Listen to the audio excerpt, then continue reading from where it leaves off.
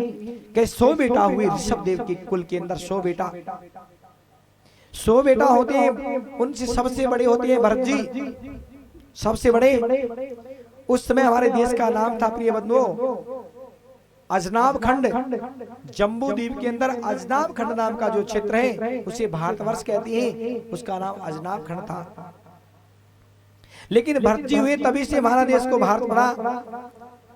रहा नाव उन भरत उदारा, धर्मात्म वर गुण अगारा, और प्रजय पाले संतान समाना, कीन श्रुति कथित अरे मख उन नाना। और कहते हैं महाराज यहाँ भरत जी हुए ऐसे राजा, ऋषभ देव हुए, दोनों ऐसे राजा हुए जो अपनी प्रजा को ही बेटा मानते थे, पूरी प्रजा को पुत्र समान। प्रजई पालई संतान समाना, ऐसा पालन करते थे। उनकी श्रुति और वेद बड़ा ही गान करते हैं। वहाँ ऋषभ देव जी को ज्ञान हुआ परमात्मा के अवतार हैं, और कहते हैं वो जंगल में जाकर के, जंगल में नंग धड़ंग कहते हैं अवस्था के अंदर पड़े रहते हैं और वहाँ भजन करते हैं, कोई शुद्धि नहीं है। और महाराज दिगंबर वेश के अंदर रहते हैं, कोई खाने की, पीने की, पहनने की किसी की कोई शुद्धि नहीं। और महाराज वहाँ भरत को राज देकर के चले गए भजन करने में। और वहाँ भरत जी राजा हुए, और भरत जी के 100 भाई थे, भरत जी सहित तो 9 योगेश्वर हुए, 9 उनके अनुयायी हुए, और 9 कहते हैं उनके अनुयायी, और 81 कहते हैं कर्मकांड के अंदर लग जाते हैं। हाँ जी, तो कहते हैं ऐसे करके ये भागवत जी के अंदर वर्णन है। तो पुत्रों को ऋषभ देव जी कहते हैं, पुत्रों आपको मैं उपदेश करते हुए कहता हूँ, हे पुत्रों इस मृत्यु लोक में ये मनुष्य शरीर है ना, ये दुख में शरीर है। ये भी ज्ञान दिया। ये भोग तो कहते हैं विष्टा भोजी कुकर शुक्र आदि योनियों के अंदर मिलते हैं। इस शरीर के लिए तो कहते हैं दिव्य तप ही सुलभ है, दिव्य तप करना चाहिए जिससे अंतःकरण शुद्ध होता है, क्योंकि इसी से अंतःकरण परमानंद की प्राप्ति कर सकता है अगर तप करोगे तो।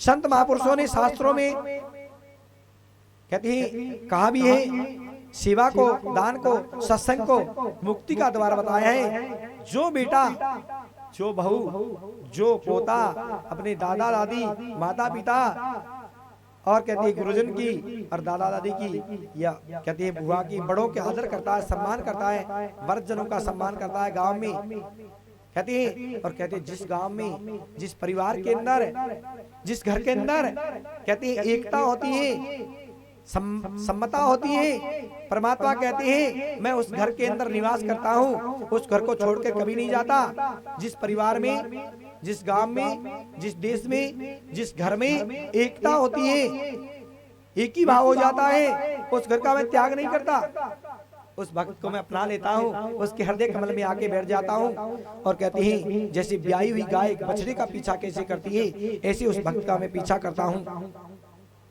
कहते हैं सभी भोगी कामियों को, संग को कहते हैं नरक का द्वार बताया है।